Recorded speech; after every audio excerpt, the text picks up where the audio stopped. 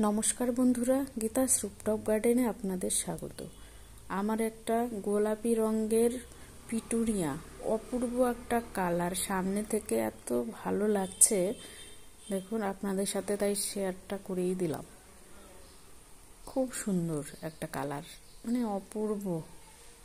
দেখুন, এদের এখন শুধু একটু সবজি পচার জল দিই, আর কিছু না। এদের ট্রিটমেন্ট এইটুকুই, এখন আর দিই না। একটা সময় দিতাম, একটু খোল পচা জল দিতাম, আর সপ্তাহে 2 দিন, ব্যাস। দেখুন, এর তো খোল পচার জল এর খাবার, মেন খাবার, যখন গাছটা গ্রোথ হয় তখন। আর এখন